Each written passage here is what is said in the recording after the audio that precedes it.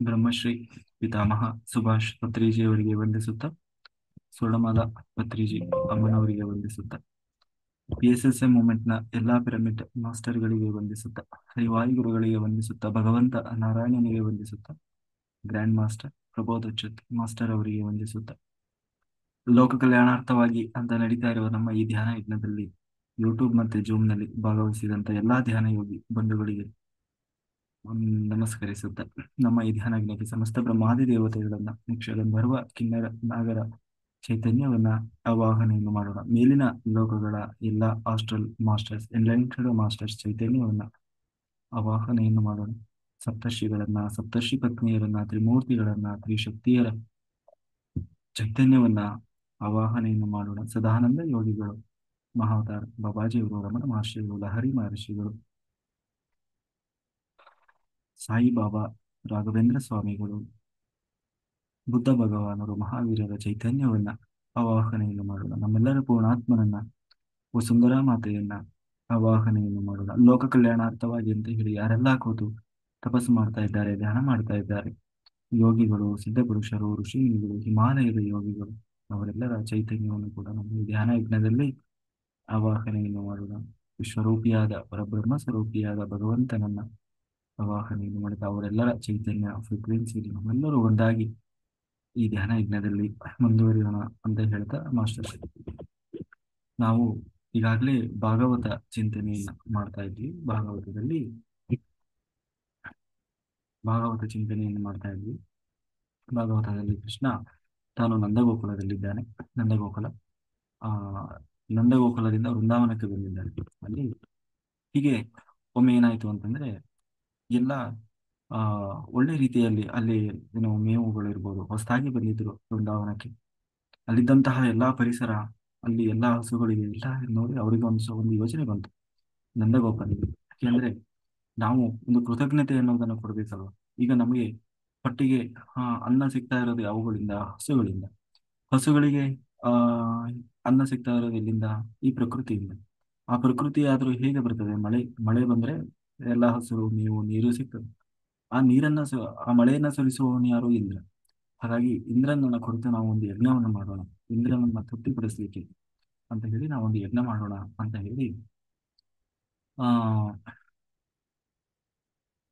ಎಲ್ಲರೂ, ತಾವು ಗೋಪಾಲಕರು ಎಲ್ಲರೂ ಸೇರಿ ಚರ್ಚೆ ಮಾಡಿದರು. ಆಗ ಕೃಷ್ಣ ಬಂದ. ಅಲ್ಲ, ನೀವು ನಿಮ್ಮ ಆಲೋಚನೆ ಏನು ಕರೆಕ್ಟ್ ಆಗಿದೆ, ಆದ್ರೆ ಈಗ ಆ ನಾವು ಈ ಶಾಸ್ತ್ರಗಳೆಲ್ಲ ಏನ್ ಹೇಳ್ತಿದೆ, ನಾವು ಎಲ್ಲಿ ಯಾವ ಸ್ಥಿತಿಯಲ್ಲಿ ಇರ್ತೀವಿ ಅಲ್ಲಿಯೇ ಭಗವಂತನನ್ನ ಕಾಣಬೇಕು. ಆಯ್ತಾ? ಒಬ್ಬೊಬ್ಬರಿಗೆ ಒಂದೊಂದು. ಈಗ ಬ್ರಾಹ್ಮಣರು ಈಗೆಲ್ಲ ಯಜ್ಞ ಯಾಗ ಹೋಮ ಇದೆಲ್ಲ ಯಾರಿಗೆ? ಬ್ರಾಹ್ಮಣರಿಗೆ. ವೇದ ಶಾಸ್ತ್ರ ಉಪನಿಷತ್. ನಾವು ದನ ಕಾಯುವುದು, ನಮಗೆ ಅಕ್ಷರದ ಜ್ಞಾನ ಇಲ್ಲ, ಏನಿಲ್ಲ. ನಮಗೆ ಅದನ್ನೆಲ್ಲ ತಗೊಂಡು ನಾವು ಏನಾಗ್ಬೇಕಾಗಿದೆ? ಅದಕ್ಕೆ ನಾವು ಏನ್ ಮಾಡ್ಬೇಕು ಅಂದ್ರೆ, ನಮಗೆ ನಿಜವಾಗ್ಲೂ ಆ ನಾವು ಬದುಕ್ತಾ ಇರೋದು ಯಾವುದನ್ನ? ಪ್ರಕೃತಿಯನ್ನ ಆಧರಿಸಿ. ಆ ಪ್ರಕೃತಿಯನ್ನ ಆರಾಧನೆ ಮಾಡ್ಬೇಕು ಅಲ್ವಾ? ಹೌದು, ನೀವು ಹೇಳುವುದು ಒಂದು ರೀತಿಯಲ್ಲಿ ಇಂದ್ರ ಮಳೆ ಸುರಿಸ್ತಾನೆ. ಆದ್ರೆ ಹಾಗಾದ್ರೆ ಇಂದ್ರ ಮಳೆ ಸುರಿಸೋದಾದ್ರೆ ಎಲ್ಲಾ ಕಡೆನೂ ಮಳೆ ಕರೆಕ್ಟ್ ಆಗಿ ಬೀಳ್ತದ? ಇಲ್ಲ. ಒಂದ್ ಕಡೆ ಮಳೆ ಬೀಳುತ್ತದೆ, ಕೆಲವೊಂದು ಬೀಳೋಲ್ಲ, ಕೆಲವೊಂದು ವರ್ಷ ಮಳೆನೇ ಬರೋಲ್ಲ, ಬರ ಬರ್ತದೆ. ಹಾಗಾದ್ರೆ ಯಾಕೆ ಹಾಗಾಗ್ತದೆ? ಇಲ್ಲ, ಮಳೆ ಬರ್ಬೇಕು ಅಂದ್ರೂ ಅಲ್ಲಿ ಏನೋ ಪುಣ್ಯಾತ್ಮರು ಇರಬೇಕು. ನಾವು ಹೇಳ್ತೀವಲ್ಲ, ನಿಮ್ಮಂತವ್ರು ಇರೋದ್ರಿಂದನೇ ಮಳೆ ಬೆಳೆ ಆಗ್ತಾ ಇದೆ ಅಂತ ಹೇಳ್ತೀವಲ್ಲ, ಹಾಗೆ ಅಲ್ಲಿ ಪುಣ್ಯಜೀವಿಗಳು, ಪುಣ್ಯಾತ್ಮರು, ಒಳ್ಳೊಳ್ಳೆ ಸಾತ್ವಿಕರು, ಯೋಗಿಗಳು, ಧ್ಯಾನಿಗಳು ಹೀಗೆಲ್ಲ ಇದ್ರೆ ಅಲ್ಲಿ ಒಂದು ಸಾತ್ವಿಕತೆ ಅನ್ನೋದು ಬರ್ತದೆ. ಹಾಗಾದ್ರೆ ಇಂದ್ರನಿಗೂ ಕೂಡ ಕರ್ಮ ಅನ್ನೋದು ಇರ್ಬೇಕಲ್ಲ. ಅಂದ್ರೆ ಅಲ್ಲೂ ಒಳ್ಳೆತನ ಅನ್ನೋದಿದ್ರೆ ಇಂದ್ರ ಸರಿಸ್ತಾನೆ, ಇಲ್ಲ ಅಂದ್ರೆ ಅದು ಇಲ್ಲ. ಅಂದ್ರೆ ಕರ್ಮ ಅಂದ್ರೆ ನಾವು ಅಲ್ಲೆಲ್ಲ ಕರ್ಮ ಮಾಡಿದವರು ಪಾಪಿಗಳೇ ಜಾಸ್ತಿ ಇದ್ರೆ ಅಲ್ಲಿ ಮಳೆ ಬರೋಲ್ಲ ಅಂತ. ಆದ್ರೆ ಈಗ ದುಬೈ, ಅಲ್ಲಿ ಮಳೆನೇ ಬರಲ್ಲ ಅಂತ. ಅಂದ್ರೆ ಹೀಗಾಗ್ತದಲ್ಲ. ಹಾಗಾದ್ರೆ ಇಂದ್ರನಿಗೂ ಕೂಡ ಮಳೆ ಸುರಿಸ್ಬೇಕು ಅಂತಂದ್ರೆ ಕರ್ಮ ಅನ್ನೋದು ಮುಖ್ಯ. ಅಂದ್ರೆ ಕರ್ಮವನ್ನು ನೋಡಿ ಇಂದ್ರ ಸುರಿಸ್ತಾನೆ. ಕರ್ಮ ಅನ್ನೋದು ಅದು ಜಡ, ಅದಕ್ಕೇನೋ ಚೈತನ್ಯ ಅನ್ನೋದಿಲ್ಲ. ಆದ್ರೆ ಕರ್ಮ ಅನ್ನೋದನ್ನ ಭಗವಂತ ಫಲ ಕೊಡಿಸ್ತಾನೆ ಅಷ್ಟೆ, ಅದು ಎಕ್ಸಿಕ್ಯೂಟ್ ಆಗ್ತದೆ. ಆದ್ರೆ ಅದಕ್ಕೆ ಹೇಳ್ದ, ಹಾಗಾಗಿ ನಾವು ಇಂದ್ರನನ್ನೇ ಯಾಕೆ ಮಾಡ್ಬೇಕು? ಎಲ್ಲವನ್ನು ನಾವು ಪ್ರಕೃತಿಯಿಂದ ಪಡೆಯೋದಾದ್ರೆ ನಾವು ಒಳ್ಳೆ ಕೆಲಸ ಮಾಡಿದ್ರೆ ಇಂದ್ರ ಸುರಿಸ್ತಾನೆ, ಒಳ್ಳೆ ಕೆಲಸ ಮಾಡ್ಲಿಲ್ಲ ಅಂದ್ರೆ ಇಂದ್ರ. ಹಾಗಿದ್ಮೇಲೆ ಇಂದ್ರನನ್ನ ಯಾಕೆ ಪೂಜೆ ಮಾಡ್ಬೇಕು? ನಾವು ಪ್ರಕೃತಿಯನ್ನ ಆರಾಧನೆ ಮಾಡ್ಬೇಕು. ನಾವು ಪ್ರಕೃತಿಯನ್ನ ಆಧರಿಸಿ ಬದುಕ್ತಾ ಇರೋರು. ಅದಕ್ಕೆ ಇಷ್ಟೆಲ್ಲ ನಮಗೆ ಸಿಗ್ತಾ ಇರೋದು ಯಾವುದರಿಂದ? ಗೋವರ್ಧನ ಪರ್ವತದಿಂದ, ಗೋವುಗಳಿಂದ. ಆಯ್ತಾ? ಆ ಮಳೆ ಸುರಿಸ್ತಾನೆ ಹೌದು. ಆದ್ರೆ ಇಂದ್ರನಿಗೂ ಶಕ್ತಿ ಬರೋದು ಯಾರಿಂದ? ಬ್ರಾಹ್ಮಣರು ಯಜ್ಞ ಯಾಗಗಳನ್ನು ಮಾಡ್ತಾರೆ ಅದರಿಂದ. ಹಾಗಾಗಿ ನಾವು ಬ್ರಾಹ್ಮಣರನ್ನ ಆರಾಧನೆ ಮಾಡೋಣ, ಗೋವುಗಳನ್ನ ಆರಾಧನೆ ಮಾಡೋಣ, ಈ ಪ್ರಕೃತಿ ಗೋವರ್ಧನ ಪರ್ವತವನ್ನ ಆರಾಧನೆ ಮಾಡೋಣ ಅಂತ ಹೇಳಿ ಕೃಷ್ಣ ಸಲಹೆ ಕೊಟ್ಟ. ಅದಕ್ಕೆ ಅವರಿಗೂ ಹೌದು ಅನ್ನಿಸ್ತು, ಹೌದಲ್ವಾ, ನಮಗೆ ಏನು ಈ ಮಂತ್ರ ಅಂದ್ರೆ ಗೊತ್ತಿಲ್ಲ, ಯಜ್ಞ ಯಾಗ ಏನೋ ಗೊತ್ತಿಲ್ಲ, ಅವ್ರವ್ರು ಏನೋ ಮಾಡ್ತಾರೆ. ಆ ಅದಕ್ಕೆ ಇದೇ ಖರ್ಚಿನಲ್ಲೇ ನಾವು ಮಾಡೋಣ ಅಂತ ಹೇಳಿ ಆಯ್ತು. ಎಲ್ಲರೂ ಬಹಳ ಸಂಭ್ರಮದಿಂದ ಎಲ್ಲಾ ರೀತಿಯ ವ್ಯವಸ್ಥೆ ಮಾಡಿಕೊಂಡ್ರು. ಆ ಗೋವರ್ಧನ ಪರ್ವತ ಬಹಳ ಅಲಂಕಾರ ಮಾಡಿದ್ರಂತೆ. ಗೋವರ್ಧನ ಪರ್ವತ ಎಲ್ಲಾ ಹಸುಗಳನ್ನ, ಗೋವುಗಳನ್ನೆಲ್ಲ ಚೆನ್ನಾಗಿ ಮೈ ತೊಳೆದು ಬಣ್ಣ ಗಿಣ್ಣ ಹಚ್ಚಿ ಚಂದ ಮಾಡಿದ್ರು. ಆ ಎಲ್ಲಾ ಬ್ರಾಹ್ಮಣರಿಗೆ ದಾನ ಕೊಟ್ಟರು. ಎಲ್ಲರೂ ಒಳ್ಳೆ ಊಟ ಮಾಡಿಸಿದ್ರು. ಅಂದ್ರೆ ಊರ ಹಬ್ಬ ಅಂತೀವಲ್ಲ ಹಾಗೆ, ಸುಗ್ಗಿ ಸುಗ್ಗಿ ಹಬ್ಬ ಅಂತೀವಲ್ಲ ಆ ತರ ಬಹಳ ಸಂಭ್ರಮದಿಂದ ಆ ಮಾಡಿದ್ರು. ಕೃಷ್ಣನೇ ತಾನು ಪರ್ವತರಾಜನ ರೂಪದಲ್ಲಿ, ಗೋವರ್ಧನ್ ಪರ್ವತರಾಜನ ರೂಪದಲ್ಲಿ ರೂಪ ತೊಟ್ಟು ಬಂದು ಅದನ್ನೆಲ್ಲ ಸ್ವೀಕಾರ ಮಾಡಿದ, ಅನುಗ್ರಹವನ್ನು ಮಾಡಿದ. ಕೃಷ್ಣನಿಗೆ ಇನ್ನೂ ಎಷ್ಟು, 8 ವರ್ಷ, 8 ವರ್ಷದ ಕೃಷ್ಣ. ಕೊನೆಗೆ ಏನಾಯ್ತು ಅಂತಂದ್ರೆ, ಹೀಗಿರುವಾಗ ಆ ಏನಾಯ್ತು, ಇಂದ್ರನಿಗೆ ಬಹಳ ಕೋಪ ಬಂತು. ಅಲ್ಲ, ನನ್ನನ್ನ ಧಿಕ್ಕರಿಸಿ ಈ ಕೃಷ್ಣ, ಈ ಕಳ್ಳ ಸುಳ್ಳ, ಈ ಯಾರೋ ಸಣ್ಣ ಹುಡುಗನ ಮಾತು ಕೇಳ್ಕೊಂಡು ಅವನಿಗೆ ಯಾಕೆ ಹೀಗೆ ಮಾಡಿದ ಕೃಷ್ಣ ಅಂತಂದ್ರೆ, ಕೃಷ್ಣನಿಗೆ ನಿಜವಾಗ್ಲೂ ಗೊತ್ತಿದೆ ಇಂದ್ರ ಸುರಿಸ್ತಾ ಇದ್ದಾನೆ, ಇಂದ್ರನಿಗೆ ಪೂಜೆ ಮಾಡಬೇಕು, ಆದ್ರೆ ಯಜ್ಞ ಯಾಗ ಮಾಡುವುದರ ವಿರುದ್ಧ ಕೃಷ್ಣ ಅಲ್ಲ. ಅಲ್ಲಿ ಇಂದ್ರನಿಗೆ ಒಂದು ಅಹಂಕಾರ ಅನ್ನೋದು ಬಂದಿತ್ತು. ಆ ಅಹಂಕಾರ ಖಂಡನೆ ಆಗ್ಬೇಕಾಗಿತ್ತು. ಹಾಗಾಗಿ ಹೀಗೆ ಮಾಡಿದ. ಅವನಿಗೆ ಮಾಡಬೇಕಾದ ಪೂಜೆಯನ್ನು ಮಾಡಿಸ್ಲಿಲ್ಲ. ಅದಕ್ಕೆ ಇಂದ್ರನಿಗೆ ಬಹಳ ಕೋಪ ಬಂತು. ಅವನಿಗೆ ಸಾಮರ್ಥ್ಯಕ ಗಣಗಳು ಅಂತ ಕರೀತಾರೆ. ಅಂದ್ರೆ ಪ್ರಳಯ ಕಾಲದಲ್ಲಿ ಸುರಿಯುವಂತಹ ಮಳೆ, ಗುಡುಗು ಬಿರುಗಾಳಿ, ಅದನ್ನ ಕರೆದು ತಾನು ದೊಡ್ಡ, ನಿಮಗೆ ಬುದ್ಧಿ ಕಲಿಸ್ತೇನೆ, ನನ್ನನ್ನೇ ಧಿಕ್ಕರಿಸಿದ್ದೀರಲ್ಲ, ಕರ್ಕೊಳ್ರಿ ಅಂತ ಹೇಳಿ ತಾನು ಎಲ್ಲ ಕಡೆ ಜೋರು ಮಳೆ ಸುರಿಸ್ಲಿಕ್ಕೆ ಶುರು ಮಾಡಿದ. ಯಾವಾಗ ಮಳೆ ಸುರಿಲಿಕ್ಕೆ ಶುರುವಾಯಿತು, ಯಾರಿಗೂ ತಡ್ಕೊಳಕ್ ಆಗ್ತಾ ಇಲ್ಲ. ಎಲ್ಲಾರು ಓಡಿ ಬಂದ್ರಂತೆ, ಅಯ್ಯೋ ಇಂದ್ರನಿಗೆ ಕೋಪ ಬಂದ್ಬಿಟ್ಟಿದೆ. ಹಾಗಾಗಿ ಯಾಕಂದ್ರೆ ಇಲ್ಲಿಯವರೆಗೆ ನಾವು ಇಂಥ ಮಳೆ ನೋಡಿರ್ಲಿಲ್ಲ.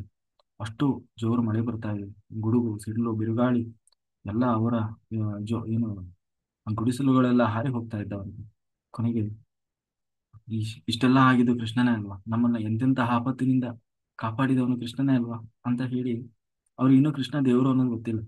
ಆದ್ರೂ ಕೃಷ್ಣನನ್ನ ಹೋಗಿ ಸಲಹೆ ಕೊಟ್ಟವನು ಕೃಷ್ಣನೇ ಅಂದಾಗ ಮತ್ತೆ ಅವನಿಗೆ ಇದರಿಂದಲೂ ಪರಿಹಾರ ಕೃಷ್ಣನೇ ಕೊಡ್ಬೇಕಲ್ಲ. ಅದಕ್ಕೆ ಹೋಗಿ ಕೃಷ್ಣನನ್ನ ಕೇಳಿದ್ರು. ಅದಕ್ಕೆ ಕೃಷ್ಣ ಹೇಳಿದ, ಏನು ತಲೆ ಕೆಡಿಸ್ಕೊಬೇಡ್ರಿ, ಬನ್ನಿ ನಾನು ಹೇಳ್ತೀನಿ ಅಂತ ಹೇಳಿ, ನಾವು ಯಾವ ಗೋವರ್ಧನ ಪರ್ವತವನ್ನ ಆರಾಧನೆ ಮಾಡಿದ್ವು, ಅದೇ ಗೋವರ್ಧನ ಪರ್ವತವೇ ನಮಗೆ ಆಶ್ರಯ ಅಂತ ಹೇಳಿ ಎಲ್ಲರನ್ನೂ, ಆ ಹಸುಗಳೆಲ್ಲ ಬಂದು ನಿಂತ್ಕೊಂಡು ತಲೆ ಎತ್ತಿ ನೋಡ್ತಾ ಇದ್ವು ಅಂತ. ಕೃಷ್ಣ ನೀನೇ ಏನಾದ್ರೂ ಮಾಡ್ಬೇಕೀಗ ಅಂತ. ಕೊನೆಗೆ ಎಲ್ಲರನ್ನೂ ಕರ್ಕೊಂಡು ಹೋದ್ರಂತೆ. ಕರ್ಕೊಂಡು ಹೋಗಿ ಕೃಷ್ಣ ಎಲ್ಲರೂ ನೋಡ್ತದ ಹಾಗೇನೆ ಆ ಗೋವರ್ಧನ ಪರ್ವತವನ್ನೇ ತಾನು ಎತ್ತಿ ಹಿಡಿದಂತೆ. ಬನ್ನಿ ಎಲ್ಲ ಒಳಗೆ ಅಂತ. ಇವ್ರಿಗೂ ಅವ್ರಿಗೆ ಅಲ್ಲಿವರೆಗೂ ಗೊತ್ತಿಲ್ಲ ಕೃಷ್ಣ ನಮ್ಮ ಹಾಗೆ ಒಬ್ಬ ಸಾಧಾರಣ ಮನುಷ್ಯ ಅಂತ ಅನ್ಕೊಂಡಿದ್ದ. ದೇವರು ಅನ್ನೋದು ಗೊತ್ತಿಲ್ಲ. ಯಾವಾಗ ಅದನ್ನ ಎತ್ತಿ ಹಿಡ್ದ, ಅವರಿಗೆ ಒಂದೇ ಸಾರಿ ಬಾಯ್ ಬಾಯ್ ನೋಡ್ಲಿಕ್ಕೆ ಹಿಡಿದ್ರು ಅವ್ರು. ಅಲ್ಲ, ಕೃಷ್ಣ ನೋಡಿದ್ರೆ ಒಳಗ್ ಬಂದು ನಿಂತ್ಕೊಳ್ರಿ ಅಂತಾನೆ ಯಾವ ಧೈರ್ಯದ ಮೇಲೆ ಒಳಗ್ ಹೋಗ್ತಾರೆ ಇವ್ರು. ಆದ್ರೆ ಏನ್ ಮಾಡೋದು, ಆ ಕೊನೆಗೆ ಎಲ್ಲಾ ಗೋವುಗಳನ್ನ, ಅವರು ಎಲ್ಲ ಸರಕು ಸರಂಜಾಮ ಎಲ್ಲವನ್ನ ತಗೊಂಡು ನಾವು ಹೋಗಿ ನಿಂತ್ರಂತೆ. ಈ ಕಡೆ ಆದ್ರೂ ಇಂದ್ರ ತಾನು ಮಳೆ ಸುರಿಸಿದ. ಎಷ್ಟು ಅಂತಂದ್ರೆ ಕಂಟಿನ್ಯೂಸ್ ಆಗಿ 6-7 ದಿನಗಳವರೆಗೆ ನಿರಂತರವಾಗಿ ಮಳೆಯನ್ನ ಸುರಿಸಿದಂತೆ ಕೃಷ್ಣ, ಏನೋ ಇಂದ್ರ. ಆದ್ರೆ ಏನೂ ಮಾಡ್ಲಿಕ್ಕಾಗಲ್ಲ. ಕೃಷ್ಣ ಒಂದು ಕೈಯಲ್ಲಿ ಎತ್ತಿ ಹಿಡಿದಿದ್ದಂತೆ. ಎಲ್ಲರೂ ಬಹಳ ಭಯ, ಎಲ್ಲಿ ಕೃಷ್ಣ ಕೈ ಬಿಟ್ಬಿಡ್ತಾನೋ, ಸುಸ್ತಾಗ್ಬಿಡ್ತದೋ, ಊಟ ಇಲ್ಲ, ನಿದ್ದೆ ಇಲ್ಲ, ಹಿಂಗೆ ನಿಂತಿದ್ದಾರೆ ಎಲ್ಲರೂ. ಅವ್ನು ತೂಕುರ್ಸಿ ಏನೋದಕ್ಕೆ ಬೆಟ್ಟ ಕೈ ಬಿಟ್ಟ ಅಂದ್ರೆ ಎಲ್ಲರೂ ಅಪ್ಪಚ್ಚಿ ಅಂತ ಹೇಳಿ ಅವರು ಯೋಚನೆ ಮಾಡ್ತಾ ಇದ್ರೆ, ಅದಕ್ಕೆ ಕೃಷ್ಣ ಹೇಳಿದ, ಏನೋ ತಲೆ ಕೆಡಿಸ್ಕೊಬೇಡಿ. ಆ ಆ ಯಾರು ನನ್ನನ್ನು ಆಶ್ರಯಿಸ್ತಾರೆ, ಖಂಡಿತ ನಾನು ಅವರನ್ನ ಕೈ ಬಿಡೋಲ್ಲ ಅಂತ ಹೇಳಿ ಆ ತಾನು ಆ ಭರವಸೆ ಕೊಟ್ಟ. ಕೊನೆಗೆ 7 ದಿನ, ಕೊನೆಗೆ ಮಳೆಯೆಲ್ಲ ಗೊತ್ತಾಯ್ತು ಇಂದ್ರನಿಗೆ, ಏನು ಮಾಡ್ಲಿಕ್ಕೆ ಆಗ್ಲಿಲ್ಲ. ಕೊನೆಗೆ ಇಂದ್ರ ತಾನು ಮಳೆಯೆಲ್ಲ ನಿಂತ ಮೇಲೆ ಎಲ್ಲರೂ ಹೋಗಿ ಅಂತ ಹೇಳಿ ತಾನು ಆ ಬಿಡಿಸಿದ. ಎಲ್ಲರೂ ಕೃಷ್ಣನನ್ನ ನೋಡ್ತಾ ಇದ್ದಾರೆ. ಯಾಕೆಂದ್ರೆ ಇವನು ಮನುಷ್ಯ ಅಂತೂ ಆಗ್ಲಿಕ್ಕೆ ಸಾಧ್ಯ ಇಲ್ಲ. ಅದಕ್ಕೆ ಎಲ್ಲಾ ಗೋಪಾಲಕರು ಕೇಳಿದ್ರಂತೆ, ನಿಜವಾಗ್ಲೂ ಹೇಳು, ಯಾರು ನೀನು? ಏನೋ ಯಕ್ಷನೋ, ಗಂಧರ್ವನೋ, ಇಲ್ಲ ಯಾವ್ದಾದ್ರು ದೈತ್ಯನೋ? ಯಾಕೆಂದ್ರೆ ಸಾಮಾನ್ಯ ಮನುಷ್ಯರಿಂದ ಊಹೆ ಮಾಡ್ಲಿಕ್ಕೂ ಸಾಧ್ಯ ಇಲ್ಲ. ಅದನ್ನ ನೀನ್ ಯಾರು, ಕರೆಕ್ಟ್ ಆಗಿ ಹೇಳು, ಯಾರು ನೀನು? ಏನು ನಿನ್ನ? ಆಗ ಇವನು ಹೇಳಿದ, ಯಾರೋ ನಂದಗೋಪ, ಇಲ್ಲ ನನಗೆ ದುರ್ಗಾಚಾರ್ಯರು ನಾಮಕರಣ ಮಾಡುವಾಗಲೇ ಹೇಳಿದ್ರು ಇವನು ಸಾಕ್ಷಾತ್ ಭಗವಂತ. ಆದ್ರೆ ನನಗೆ ನಂಬಿಕೆ ಇರಲಿಲ್ಲ. ಆದ್ರೆ ಈಗ ನೋಡೋದ್ರೊಳಗೆ ಇವನು ದೇವರು ಮಾತ್ರ ಮಾಡಬಹುದು ಈ ಕೆಲಸನ, ಅಂತ ಕೆಲಸ ಮಾಡಿದ್ದಾರೆ. ಅಂತ ಹೇಳಿ ಅವರೆಲ್ಲ ಹೇಳಿದ್ರೆ ಕೃಷ್ಣ ಹೇಳಿದಂತೆ, ದೇವರು ಇಲ್ಲ ಏನಿಲ್ಲ, ನಿಮ್ಮ ಹಾಗೆ ನಾನು ಒಬ್ಬ ದನ ಕಾಯಿ ಹೋಗಲ್ಲ ಅಷ್ಟೇ ಅಂದ್ಬಿಟ್ನಂತೆ. ಅಂದು ಎಲ್ಲರನ್ನು ನಗಿಸಿಬಿಟ್ನಂತೆ. ಅಂದ್ರೆ ಅಷ್ಟು ಸರಳವಾಗಿ ಅವರೊಟ್ಟಿಗೆ ಇದ್ದ. ಕೊನೆಗೆ ಹೀಗೆಲ್ಲ ಆ ಇದಾದಾಗ ಕೊನೆಗೆ ಒಂದು ಏಕಾದಶಿಯ ದಿವಸ ನಂದಗೋಪ ಆ ಎಲ್ಲ ಸಾಮಾನ್ಯವಾಗಿ ಏಕಾದಶಿ ದಿವಸ ಉಪವಾಸ ಇರ್ತೀವಲ್ಲ, ಹಾಗೆ ನಂದಗೋಪನು ಕೂಡ ತನ್ನ ಉಪವಾಸ ಇದ್ದು ಮಾರನೇ ದಿವಸ ದ್ವಾದಶಿಯ ದಿವಸ ನಾವು ಪಾರಾಯಣ ಮಾಡ್ಬೇಕು, ಬೆಳಗ್ಗೆ ಎದ್ದು ಊಟ ಮಾಡ್ಬೇಕು. ಅವನಿಗೆ ಯಾಕೋ ಪಾಪ ಬಹಳ ಹೊಟ್ಟೆ ಹಸ್ತಿತ್ತು ಅನ್ಸುತ್ತೆ. ಬೇಗ ಎದ್ದು ಹೋಗ್ಬಿಟ್ಟ. 3 ಗಂಟೆ, ಬೆಳಗಿನ ಜಾವ 3 ಗಂಟೆಗೆ ಯಮುನಾ ನದಿಗೆ ಹೋಗಿ ಸ್ನಾನ ಮಾಡಿ ಊಟ ಗೀಟ ಮಾಡ್ಬಿಡೋಣ ಪಾರಾಯಣ ಅಂತ ಹೋದ.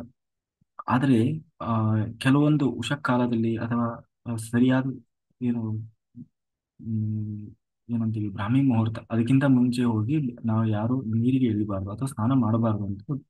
ಇವಾಗ ಬೆಳಗ್ಗೆ ದ್ವಾದಶಿ ಪಾರಣೆ ಆದ್ರೂ ಕೂಡ 4 ಗಂಟೆ ಅಂದ್ರೆ ಬ್ರಾಹ್ಮಿ ಮುಹೂರ್ತ ಶುರು ಆದ್ಮೇಲೆ ಸ್ನಾನ ಮಾಡಬೇಕು. ಅದಕ್ಕೆ ಅವನು ಹೋಗಿ ಸ್ನಾನ ಮಾಡ್ಲಿಕ್ಕೆ ಅಂತ ಹೋದಾಗ ಅಲ್ಲಿ ವರ್ಣನ ದೂತರು ಎಳ್ಕೊಂಡು ಹೋಗ್ಬಿಟ್ರು. ಯಾರೋ ನಂದಗೋಪನನ್ನ ವರ್ಣಲೋಕಕ್ಕೆ ಎಳ್ಕೊಂಡು ಹೋಗಿ. ಅದಕ್ಕೆ ಆ ಕೊನೆಗೆ ಎಲ್ಲರೂ ಹುಡುಕಿದ್ರು, ಏನಾಯ್ತು ಗೊತ್ತಾಗ್ಲಿಲ್ಲ. ನಂದಗೋಪ ಹೋದವನು ಬರ್ಲಿಲ್ಲ. ಕೊನೆಗೆ ಕೃಷ್ಣ, ಆಯ್ತು ನಾನು ನೋಡ್ಕೊಂಡು ಬರ್ತೀನಿ ಅಂತ ಹೇಳಿ ಕೃಷ್ಣ ಹೋದ. ಸೀದಾ ಗೊತ್ತಾಯ್ತು ಕೃಷ್ಣನಿಗೆ ವರ್ಣನ ದೂತರು ಎಳ್ಕೊಂಡು ಹೋಗಿದ್ದಾರೆ. ಸೀದಾ ವರ್ಣಲೋಕಕ್ಕೆ ಹೋಗಿ ವರ್ಣದೇವ ಇವನನ್ನ ಆ ಸ್ವಾಗತ ಮಾಡಿದಂತೆ. ಸ್ವಾಗತ ಮಾಡಿ ಇವನಿಗೆಲ್ಲ ಆ ಏನೊಂದು ಉಪಚಾರ ಮಾಡಿ, ಆಯ್ತು ಹೀಗೆ ನಮ್ಮ ತಂದೆಯನ್ನ ನೀನು ಕರ್ಕೊಂಡು ಬಂದಿದ್ದೀಯ, ಅವನ ನಮಗೆ ಕಳಿಸ್ಕೊಡ್ಬೇಕು ಅಂದಾಗ, ಆಯ್ತು ಸ್ವಾಮಿ ಅಂತ ಹೇಳಿ ತಾನು ಕಳಿಸಿಕೊಟ್ಟ. ಅವಾಗ ಅಲ್ಲಿ ಎಲ್ಲ ನೋಡಿದಂತೆ. ಏನು ಆ ಆ ವರ್ಣಲೋಕ ಅಲ್ಲಿಯ ಒಂದು ಇದು ಎಲ್ಲವನ್ನ ನಂದಗೋಪ ತಾನು ನೋಡ್ಕೊಂಡು ಬಂದಂತೆ. ಅವಾಗ ಅವನಿಗೆ ಗೊತ್ತಾಯ್ತು, ಓಹೋ, ನಾವು ಇಷ್ಟು ದಿವಸ ಅನುಮಾನದಿಂದ ನೋಡ್ತಿದ್ದೀವಿ ದೇವ್ರು ಇದ್ರೆ ಇರ್ಬೋದು ಅಂತೇಳಿ. ಆದ್ರೆ ಅವನಿಗೆ ಈಗ ಖಾತರಿ ಆಯ್ತು, ಇವನು ಸಾಕ್ಷಾತ್ ಭಗವಂತ ಅಂತ ಹೇಳಿ. ಈಗ ಭಾರಿ ಭಕ್ತಿ ಬಂದ್ಬಿಡ್ತು ಎಲ್ಲರಿಗೂ. ಕೊನೆಗೆ ಅವನು ಕರ್ಕೊಂಡು ಬಂದ ಮೇಲೆ ನಂದಗೋಪ ಹೇಳಿದ, ನಾನು ಏನೋ ವರ್ಣಲೋಕಕ್ಕೆ ಹೋಗಿದ್ದೆ, ಅಲ್ಲಿ ವರುಣನನ್ನ ನೋಡಿದೆ. ಆ ವರುಣ ಹೇಳಿದ ಸಾಕ್ಷಾತ್ ಭಗವಂತ ಇವನು ಅಂತ ಹೇಳಿ ಕೃಷ್ಣನನ್ನ ಆಧರಿಸಿದ ಅಂತ ಹೇಳಿ ಅವರೆಲ್ಲ ಹೇಳ್ಬಿಟ್ಟ. ಅವಾಗೆಲ್ಲ ಭಾರಿ ಖುಷಿ ಆಗ್ಬಿಡ್ತು ಆ ಎಲ್ಲ ಗೋಪಾಲಕರಿಗೆ ಗೋಪಿಕೆಯರಿಗೆಲ್ಲ. ಹೌದಾ, ನೀನು ವರ್ಣಲೋಕಕ್ಕೆ ಹೋಗಿದ್ಯಾ, ಕೃಷ್ಣ ನಿನ್ನನ್ನ ಅಲ್ಲಿಂದ, ಹಂಗಾದ್ರೆ ಕೃಷ್ಣನನ್ನ ನಾವು ಆಶ್ರಯಿಸಿದ್ರೆ ಯಾರನ್ನ ಏನ್ ಬೇಕಾದ್ರೂ ತೋರಿಸ್ತಾನೆ ಅಲ್ವಾ. ಹಂಗಾದ್ರೆ ಕೃಷ್ಣ ಭಗವಂತ ನಮಗೆ ಹಂಗಾದ್ರೆ ಕೃಷ್ಣನ ವೈಕುಂಠ ಲೋಕ ನೋಡಬೇಕು ಅಂತ ಆಸೆ. ಅದಕ್ಕೆ ಕೃಷ್ಣನನ್ನ ಕರೆದ್ರು. ಕೃಷ್ಣ ಕೃಷ್ಣ, ನನಗೆ ನಿನ್ನ ವೈಕುಂಠ ಲೋಕ, ನಿನ್ನ ಲೋಕವನ್ನು ನೋಡಬೇಕು ಅಂತ ಆಸೆ. ಅದಕ್ಕೆ ಕೃಷ್ಣ ಹೇಳಿದ, ಅದಕ್ಕೇನಂತೆ ಬರ್ರಿ ತೋರಿಸ್ತೀನಿ ಅಂತ ಕರ್ಕೊಂಡು ಯಮುನಾ ನದಿಗೆ ಕರ್ಕೊಂಡು ಹೋಗಿ ಎಲ್ಲರೂ ಮುಳುಗ್ರಿ ಅನ್ನಂತೆ. ಮುಳುಗ್ತಾರೆ, ಮುಳುಗಿ ಕಣ್ ಬಿಡ್ರಿ ಅಂದ್ರೆ ಕಣ್ ಬಿಡ್ತಾರಂತೆ. ಆ ವೈಕುಂಠ ಲೋಕವನ್ನೇ ನೋಡ್ತಾ ಇದ್ದಾರೆ. ಅಲ್ಲಿ ಕೃಷ್ಣ ಮಲಗಿದ್ದಾನಂತೆ. ಆ ಕೊನೆಗೆ ಅವರು ಎಲ್ಲ ನೋಡಿ ಬಹಳ ಸಂಭ್ರಮ ಪಟ್ರು. ಅದಕ್ಕೆ ಹೇಳ್ತಾರೆ, ಏಕೆಂದ್ರೆ ಈಗ ಇಲ್ಲಿ ಮೋಕ್ಷ ನಾವು ಎನ್ಲೈಟೆಡ್ ಮಾಸ್ಟರ್ ಅಂತೀವಲ್ಲ, ಇಲ್ಲಿ ಮೋಕ್ಷ ಆದವರು ಕೂಡ ನೇರವಾಗಿ ವೈಕುಂಠ ಲೋಕಕ್ಕೆ ಹೋಗಲ್ಲ, ಸತ್ಯಲೋಕಕ್ಕೆ ಹೋಗ್ತಾರೆ. ಬ್ರಹ್ಮದೇವರ ಜೊತೆಗೆ ಸತ್ಯಲೋಕದಲ್ಲಿ ಇರ್ತಾರೆ. ಆ ಮಹಾಪ್ರಳಯ ಅಂತ ಬರ್ತದೆ. ಅಂದ್ರೆ ಎಲ್ಲಾ ಲೋಕಗಳು ಯಾವಾಗ ಪ್ರಳಯ ಆಗ್ತದೆ ಆಗ ವೈಕುಂಠ ಲೋಕಕ್ಕೆ ಹೋಗ್ತದೆ. ಅಲ್ಲಿವರೆಗೆ ಯಾರಿಗೂ ವೈಕುಂಠ ಲೋಕಕ್ಕೆ ಪ್ರವೇಶ ಇಲ್ಲ. ಅಂದ್ರೆ ಮೋಕ್ಷ ಜೀವಿಗಳು ಕೂಡ ವೈಕುಂಠವನ್ನ ನೋಡುವುದು ಯಾವಾಗ ಅಂತಂದ್ರೆ ಮಹಾಪ್ರಳಯದ ನಂತರ, ಅಂದ್ರೆ ಬ್ರಹ್ಮದೇವರೊಟ್ಟಿಗೆ. ಅಲ್ಲಿವರೆಗೂ ಸತ್ಯಲೋಕದಲ್ಲೇ ಇರ್ತಾರೆ ಎಲ್ಲರೂ. ಅಂದ್ರೆ ಅವರು ಮೋಕ್ಷ ಜೀವಿಗಳೇ. ಕೊನೆಗೂ ಒಂದು ದಿನ ಅವರು ಮೋಕ್ಷಕ್ಕೆ ವೈಕುಂಠ ಲೋಕಕ್ಕೆ ಹೋಗುವವರೇ. ಆದ್ರೆ ಅಲ್ಲಿವರೆಗೂ ಅವರು ಅಲ್ಲೇ ಇರ್ತಾರೆ. ಆದ್ರೆ ಈ ಕೃಷ್ಣನ ಭಕ್ತರು ಇಲ್ಲಿ ಭೂಮಿ ಮೇಲೆ ಇದ್ದೇ ವೈಕುಂಠ ಲೋಕವನ್ನ ದರ್ಶನ ಮಾಡಿದರು. ಅದು ಕೃಷ್ಣನ ಏನೋ ಅನುಗ್ರಹದಿಂದ ಕೃಷ್ಣನ ಭಕ್ತರಿಗೆ ಎಲ್ಲವೂ ಸಾಧ್ಯ ಇದೆ ಅಂತ ಹೇಳಿ ಕೊನೆಗೆ ಆ ಎಲ್ಲಾ ಗೋಪಾಲಕರು ಗೋಪಿಕೆಯರಿಗೆ ಕೃಷ್ಣ ತನ್ನ ಲೋಕವನ್ನು ತೋರಿಸಿದ ಅಂತ ಹೇಳಿ ಆ ಒಂದು ಇದನ್ನ ಕೇಳ್ತಾರೆ. ಕೊನೆಗೆ ಒಂದು ದಿನ ಆ ಕೃಷ್ಣ ತಾನು ಹುಣ್ಣಿಮೆ ಆಗಿದೆ ಅಂತ ಕೃಷ್ಣನಿಗೆ ಒಂದು ದಿನ ಹುಣ್ಣಿಮೆ ದಿವಸ ಕೃಷ್ಣ ನೋಡ್ತಾ ಇದ್ದಾನೆ. ರಾತ್ರಿ ಆಗಿದೆ. ರಾತ್ರಿ ತಾನು ಕಾಡಿಗೆ ಹೋದ. ತಾನು ಕೊಳಲು ಹಿಡ್ಕೊಂಡು ಕಾಡಿಗೆ ಹೋಗಿ ಆ ಒಂದು ಚಂದ್ರನ ಬೆಳಕಿನಲ್ಲಿ ಕೂತ್ಕೊಂಡು ತಾನು ವೇಣುನಾದವನ್ನು ಮಾಡಲಿಕ್ಕೆ ಶುರು ಮಾಡಿದ. ಕೊಳಲು ಕೊಳಲು ಊದ್ಲಿಕ್ಕೆ ಶುರು ಮಾಡಿದ. ಆ ಯಾವಾಗ ಕೃಷ್ಣ ತಾನು ಮಧ್ಯರಾತ್ರಿ 12 ಗಂಟೆ 1 ಗಂಟೆ ಆಗಿದೆ, ಕೊಳಲು ಊದ್ತಾ ಇದ್ದಾನೆ. ಆ ಒಂದು ಕೃಷ್ಣನ ಕೊಳಲು ನಾದವನ್ನು ಕೇಳಿ ಈ ಏನು ಗೋಕುಲದಲ್ಲಿರುವಂತಹ ಆ ಗೋಪಿಕೆಯರಿಗೆ ತಡ್ಕೊಳಕ್ಕಾಗ್ಲಿಲ್ಲಂತ. ಎಲ್ಲರೂ ರಾತ್ರಿ ಆ ಕೃಷ್ಣ ಏನು ಮಾಡ್ತಾ ಇದ್ನಲ್ಲ, ಏನು ನುಡಿಸ್ತಾ ಇದ್ದ, ಅಲ್ಲಿಗೆ ಕೃಷ್ಣನನ್ನ ಹುಡ್ಕೊಂಡು ಬಂದ್ರಂತೆ. ಕೃಷ್ಣನನ್ನ ಹುಡ್ಕೊಂಡು ಬಂದ್ರು. ಆಗ ಕೃಷ್ಣ ನೋಡಿದ, ಅಲ್ಲ, ಇಷ್ಟೊತ್ತಲ್ಲಿ ಯಾಕೆ ಬಂದಿದ್ದೀರಿ ನೀವು? ಹಾಗೆಲ್ಲ, ಯಾಕೆಂದ್ರೆ ಅಲ್ಲಿ ಎಲ್ಲರೂ ಮದುವೆ ಆದವರು ಇದ್ದಾರೆ, ಮದುವೆ ಆಗದವರು ಇದ್ದಾರೆ. ಎಲ್ಲರೂ ಇಷ್ಟೊತ್ತಲ್ಲ ಹಾಗೆಲ್ಲ ಮನೆ ಬಿಟ್ಟು ಬರಬಾರ್ದಲ್ಲ. ಯಾಕೆ ಬಂದಿದ್ದೀರಿ ನೀವು? ಅಂತ ಹೇಳಿ, ಹಾಗೆಲ್ಲ ಬರಬಾರ್ದು, ಹೋಗ್ರಿ ಹೋಗ್ರಿ ಅಂತ ಹೇಳಿ ಕೃಷ್ಣ ತಾನು ಹೇಳಿದ. ಕೊನೆಗೆ, ಇಲ್ಲ ಇಲ್ಲ, ನಾವು ಹೀಗೆಲ್ಲ ನೀವು ನಿರಾಶೆ ಮಾಡಬೇಡ ಕೃಷ್ಣ. ಯಾಕೆಂದ್ರೆ ನಾವು ನಿನ್ನನ್ನು ಆಶ್ರಯಿಸಿ ಬಂದವರು. ನಿನ್ನ ಜೊತೆಗೆ ಇವತ್ತು ರಾತ್ರಿ ಎಲ್ಲ ನಾವು ನಿನ್ನ ಜೊತೆಗೆ ಕಾಲ ಕಳಿಬೇಕು ಅಂತ ಬಂದವರು. ನೀನು ಈಗ ನಮಗೆ ನಿರಾಶೆಯನ್ನು ಉಂಟು ಮಾಡಬೇಡ ಅಂತ ಹೇಳಿ ಆ ಆ ಎಲ್ಲ ಗೋಪಿಕೆಯರು ಹೇಳ್ತಾ ಇದ್ರೆ, ಅದಕ್ಕೆ ಕೃಷ್ಣ ಹೇಳಿದ, ಇಲ್ಲಪ್ಪ ನೀವು ಹೋಗ್ರಿ, ಮತ್ತೆ ನಿಮ್ಮ ಮನೆಯಲ್ಲೆಲ್ಲ ಬೈತಾರೆ. ಹೀಗೆಲ್ಲ ಹೆಣ್ಣುಮಕ್ಕಳು ಮಧ್ಯರಾತ್ರಿಯಲ್ಲೆಲ್ಲ ಎದ್ದು ಬರಬಾರ್ದು, ಅದೆಲ್ಲ ತಪ್ಪಾಗ್ತದೆ ಅಂತ ಹೇಳಿ ಕೃಷ್ಣ ಹೇಳಿದ್ರು ಕೂಡ ಅವರು ಇಲ್ಲ ಇಲ್ಲ, ನೀನು ನಮಗೆ ನಿರಾಶೆ ಮಾಡಬೇಡ, ನಾವು ನಿನ್ನೊಟ್ಟಿಗೆ ಇರ್ತೀವಿ ಇವತ್ತು ಅಂತ ಹೇಳಿ ತಾನು ಎಲ್ಲರೂ ಪ್ರಾರ್ಥನೆ ಮಾಡಿದರು.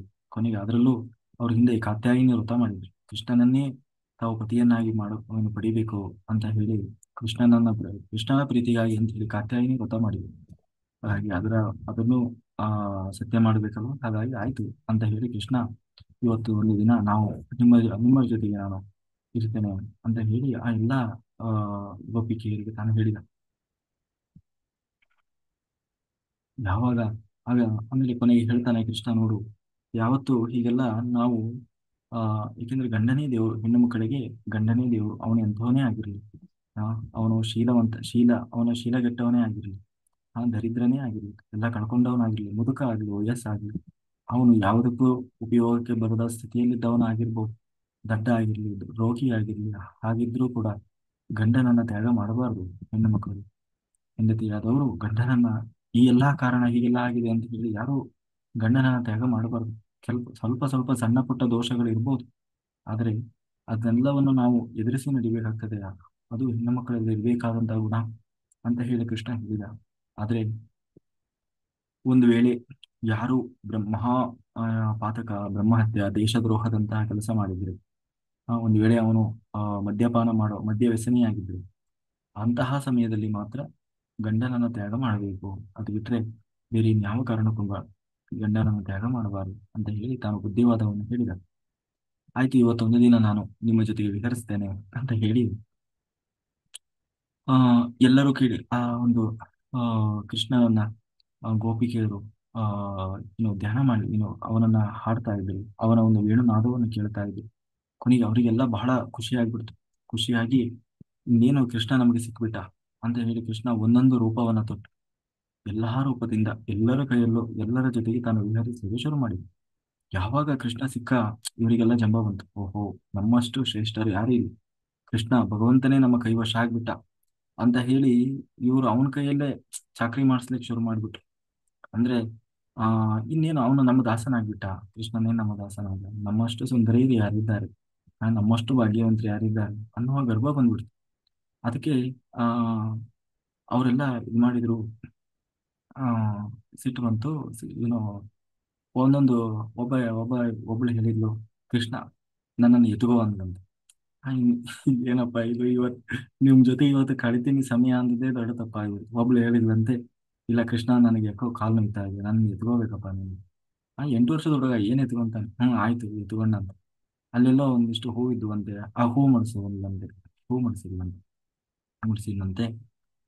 ಕೊನೆಗೆ ಸ್ವಲ್ಪ ದೂರ ಮತ್ತೆ ಎತ್ಕೊಂಡು ಹೋಗಿ ಅಲ್ಲಿ ದವಾಕಿ ಹೋಗ್ಬಿಟ್ನಂತೆ. ಕೊನೆಗೆ ಎಲ್ಲಾ ಕಡೆ ಯಾವಾಗ ಇವರೆಲ್ಲರೂ ಕೃಷ್ಣನ ಕೈಯಲ್ಲಿ ಚಾಕರಿ ಮಾಡಿಸ್ಲಿಕ್ಕೆ ಶುರು ಮಾಡಿದ್ರು, ಅಂದ್ರೆ ಇವನು ನಮಗೆ ಸಿಕ್ಬಿಟ್ಟ, ಇನ್ನು ಮುಂದೆ ನಮ್ಮ ದಾಸನಾದ ಅಂತ ಯಾವಾಗ ಅವರ ಮನಸ್ಸಿನಲ್ಲಿ ಬಂದು, ಕೃಷ್ಣ ಎಲ್ಲಾ ಕಡೆ ಅದೃಶ್ಯನಾಗ್ಬಿಟ್ನಂತೆ.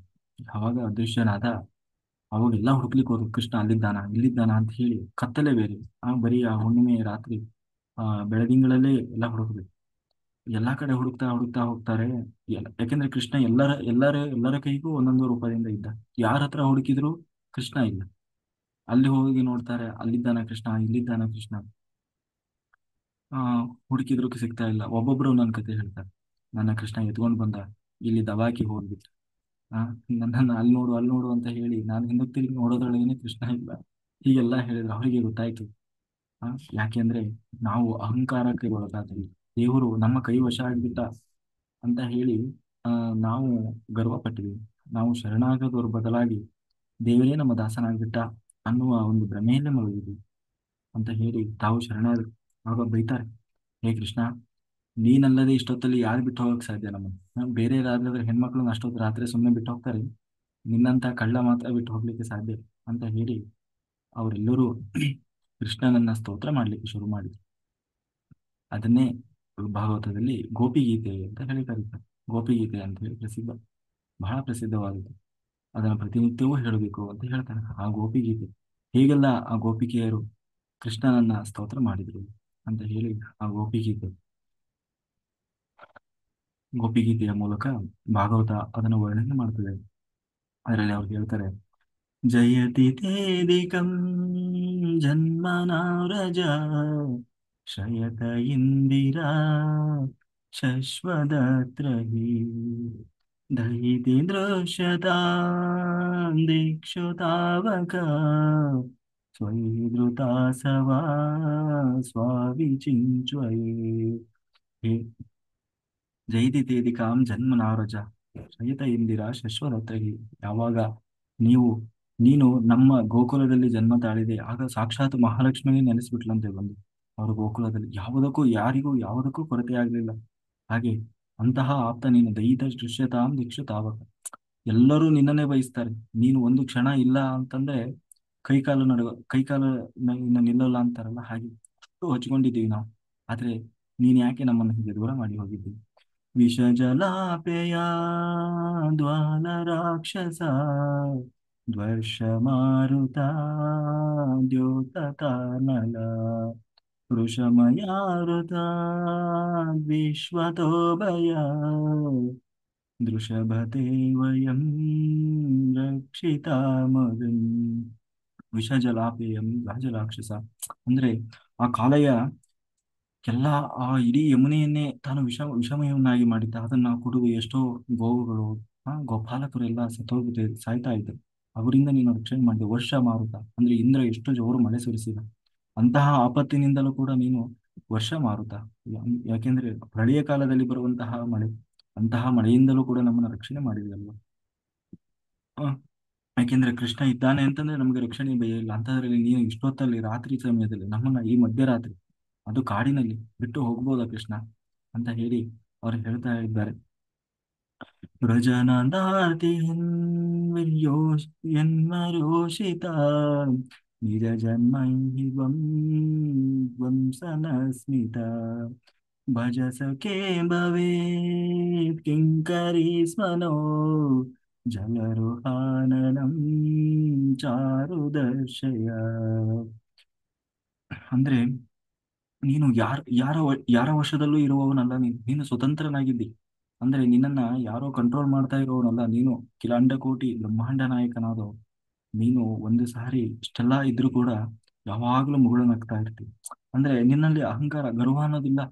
ನಿನ್ನನ್ನು ನೋಡಿದ್ರೇನೆ ಆ ಮುಗುಳು ನಗೆಯನ್ನೇ ನೋಡ್ತಾ ಇರ್ಬೇಕು ಅಂತ ಹೇಳಿ ಭಜಸಖೇ ಭಾವಿ. ಪ್ರತಿ ಕ್ಷಣ ಕ್ಷಣ ನಿನ್ನನ್ನೇ ನೆನೆಸ್ಕೊಳ್ಬೇಕು ಅಂತ ಅನಿಸ್ತದೆ. ಹೀಗಾದ್ರು ನಿನ್ನನ್ನು ಒಮ್ಮೆ ನೋಡಿದ್ರೆ ಸಾಕು ಅಂತ ಹೇಳಿ ಅಂತಹ ನೀನು ನಮ್ಮಿಂದ ಹೀಗೆ ದೂರ ಹೋಗ್ಬೋದಾ? ನ ಖಲು ಗೋಪಿಕಾ ನಂದನೋ ಭವ ನ ಕಿಲ ದೇಹಿನಾಮಂತರಾತ್ಮದೃ ವಿಕಲ ಸಾರ್ಧಿತೋ ವಿಶ್ವಗುಪ್ತಯೇ ಸಕವಿದೇಯುವಾ ಸಾತ್ವತಾಂ ಕುಲು. ಖಂಡಿತ ನೀನು ಯಶೋದೆಯ ಮಗ ಅಲ್ಲ. ಹ್ಮ್. ನಾವು ನಾವೆಲ್ಲ ಯಾರಾದ್ರೂ ಹಾಗೆ ತಿಳ್ಕೊಂಡಿದ್ರೆ ಅವರಷ್ಟು ಮೂರ್ಖರು ಯಾರಿಲ್ಲ. ಯಾಕೆಂದ್ರೆ ನೀನು ಇಡೀ ಜಗತ್ತಿನ ಮಗ. ಯಾರಿಗೆಲ್ಲ ಮಕ್ಕಳಿಲ್ಲ ಅವರಿಗೆಲ್ಲ ಮಗ ನೀನು. ಇಡೀ ಜಗತ್ತಿಗೆ ಮಗನಾದವನು. ಯಾಕೆಂದ್ರೆ ಸಕಲ ಬ್ರಹ್ಮಾದಿ ದೇವತೆಗಳಿಂದಲೂ ಪ್ರಾರ್ಥಿಸುವಂತಹವನು ನೀನು. ಅಂತದ್ರಲ್ಲಿ ನಾವು ಏನೋ ಯಶೋದೆ ಮಗ ಅಂತ ತಿಳ್ಕೊಳ್ಳೋರಲ್ಲ. ಯಾಕೆಂದ್ರೆ ನಿನ್ನನ್ನ ಸಮಸ್ತ ದೇವತೆಗಳು ಬ್ರಹ್ಮಾದಿ ದೇವತೆಗಳು ಕೂಡ ಪ್ರಾರ್ಥನೆ ಮಾಡ್ತಾರೆ. ಅಂತಹ ಭಗವಂತ ನೀನು. ಯಾದವ ಕುಲವನ್ನು ಉದ್ಧಾರ ಮಾಡ್ಲಿಕ್ಕೆ ಬಂದವನು ಅಂತ ಹೇಳಿ ಅಂತದ್ರಲ್ಲಿ ನೀನು ಹೀಗೆ ನಮ್ಮನ್ನೆಲ್ಲ ಬಿಟ್ಟು ಹೋಗ್ಬಾರ್ದೇನಯ್ಯ. ಪ್ರಣತದೇಹಿನಾಂ ಪಾಪಕರ್ಷಣಂ ತೃಣಚರಾನುಗಂ ಶ್ರೀನಿಕೇತನಂ ಪಣಿಪಡಾರ್ಪಿತಂ ದೇಹಿ ಪಾಂಬುಜಂ ಕೃಣುಕುಚೇಶು ನಾತಿರುಚ್ಚಯಂ. ನಿನ್ನ ನಿನ್ನ ಪಾದ ಕಮಲಗಳನ್ನ ಆಶ್ರಯಿಸಿದ್ರೆ ಸಾಕು. ಎಂತಹ ಪಾಪ ಕರ್ಮಗಳಿದ್ದರೂ ಕೂಡ ಆ ಏನು ನಾಶವಾಗಿ ಹೋಗ್ತವೆ. ಅಂತಹ ನಿನ್ನ ಪಾದವನ್ನು ನಮ್ಮ ಎದೆ ಮೇಲಿದೆಯ. ಏಕೆಂದ್ರೆ ಅಂತಹ ಯಾವ ಪಾದವನ್ನ ಸಾಕ್ಷಿ ಇಡೀ ಬ್ರಹ್ಮಾಂಡದ ಸಮಸ್ತ ಸಂಪತ್ತಿನ ಅಭಿಮಾನಿ ಯಾರು? ಲಕ್ಷ್ಮಿ. ಅಂತಹ ಲಕ್ಷ್ಮಿಯು ಕೂಡ ನಿನ್ನ ಪಾದದಡಿಯಲ್ಲಿದ್ದು ಆ ಪಾದವನ್ನ ಸೇವಿಸ್ತಾ ಇರ್ತಾಳೆ. ಅಂತಹ ಆ ಪಾದವನ್ನ ಆ ಆ ಪಾದ ಸೇವಿಸುವ ಭಾಗ್ಯ ಕೂಡ ಇಲ್ಲ ಅಂತ ಹೇಳಿ ಅವ್ರು ಕೇಳ್ತಾ ಇದ್ದಾರೆ. ತವ ಕಥಾಮೃತಂ ತಪ್ತ ಜೀವನಂ ಕವಿಬರೀಡಿತಂ ಕಲ್ಮಷಾಹ ಕಲ್ಮಷಾಪಹಂ ಶ್ರವಣಮಂಗಳಂ ಶ್ರೀಮುದಾಂತತಂ ಭುವಿ ಗೃಣಸ್ಥಿತೇ ಬೋಧನಾಜನ. ತವ ಕಥಾಮೃತಂ ತಪ್ತ ಜೀವನಂ. ನಿನ್ನ ಕತೆ ಹರಿಕತೆ. ನಿನ್ನ ಕಥೆಯನ್ನ ಕೇಳಿದರೆ ನಿನ್ನ ಕಥೆಯನ್ನ ಯಾರು ಕೇಳ್ತಾರೆ ಅವರ ಜನ್ಮವೇ ಧನ್ಯ. ಏಕೆಂದ್ರೆ ಏನು ಕಲ್ಮ ಪಾಶಹಂ ಅಂದ್ರೆ ಸಮಸ್ತ ಪಾಪವನ್ನು ಕೂಡ ತೊಳೆದು ಹಾಕುವಂಥದ್ದು ನಿನ್ನ ಕತೆ. ಹರಿಕಥಾಮೃತ ಸಾರ. ಶ್ರವಣ ಮಂಗಳಂ. ಕಿವಿ ಕಿವಿ ಇದ್ದದ್ದು ಸಾರ್ಥಕ ಆಗೋದು ಯಾವಾಗ ಅಂತಂದ್ರೆ ನಿನ್ನ ಕಥೆಯನ್ನ ಕೇಳಿದಾಗ. ಅಂತಹ ನೀನು ಪುಣ್ಯವಂತ. ಅದರಲ್ಲೂ ನಿನ್ನ ಕತೆ ಕೇಳುವ ಭಾಗ್ಯ ಎಲ್ಲರಿಗೂ ಸಿಗ್ತದೋ? ಇಲ್ಲ, ಪಾಪಿಗಳಿಗೆಲ್ಲ ಸಿಗುವಂಥದ್ದಲ್ಲ. ಆ ಹೇಳಲಿಕ್ಕೆ ಕೇಳಲಿಕ್ಕೆ ಮಹಾತ್ಮರಿಗೆ ಪುಣ್ಯಾತ್ಮರಿಗೆ ಮಾತ್ರ, ಎಷ್ಟೋ ಜನ್ಮದ ಪುಣ್ಯದ ಫಲ ಇದ್ರೆ ಮಾತ್ರ ನಿನ್ನ ಕತೆ ಹರಿಕತೆ ಕೇಳಲಿಕ್ಕೆ ಸಾಧ್ಯ ಇದೆ. ಆ ಅಂತ ಹೇಳಿ ಅಂತಹ ನಿನ್ನ ಕತೆ ಅದನ್ನ ಅದನ್ನ ಹೇಳ್ಕೊಂಡು ಬದುಕ್ತಾ ಇರೋರು ನಾವು. ಚಲಸಿಯಧ್ವಜಾ ಜ್ವಾರಯಂತಶೋ ನಳಿನ ಸುಂದರಂ ನಾತತೆ ಪದಂ ಶೀ ಶೀಲತೃಣಾಶಯ ಸೀದತೀತಿನ ಕಲಿಲತಾಮನ ಕಾಂತ ಗಚ್ಚತಿ ದಿನ ಪರೀಕ್ಷಯೇ ನೀಲಕುಂತಲೆ ವರುಣೋರಾಹನಂ ಬಭ್ರುವಾದುತಂ ಗಣರಜೋಸ್ವಲಂ ದರ್ಶಮನ್ಮತ ಮನಸ್ಸಿನ ಸ್ಮರಂ ವೀರಯಚ್ಚಸಿ. ನೀನು ಪ್ರತಿ ದಿವಸ ಗೋವುಗಳನ್ನ ಕಾಯ್ಲಿಕ್ಕೆ ಹೋಗ್ತೀಯ.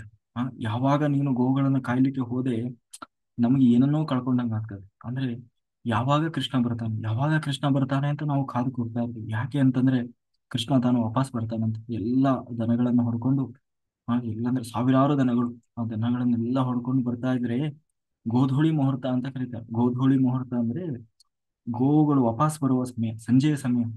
ಆ ಧೂಳಿ ಅಂತಂದ್ರೆ ಆ ಗೋವುಗಳೆಲ್ಲ ಕಾಲು ಎಳ್ಕೊಂಡು ಎಳ್ಕೊಂಡು ಬರ್ತಿರ್ತಾವಲ್ಲ, ಆ ಒಂದು ಗೋವುಗಳ ಆ ಆ ಒಂದು ಧೂಳು ಏನಿದೆ, ಆ ಧೂಳು ಎಲ್ಲ ಕಡೆ ಆ ಪಸರಿಸಿರ್ತದೆ ಅಂತ. ಅದಕ್ಕೆ ಗೋಧೂಳಿ, ಗೋವುಗಳ ಕಾಲಿನಿಂದ ಬರುವಂತಹ ಧೂಳು, ಆ ಗೋಧೂಳು.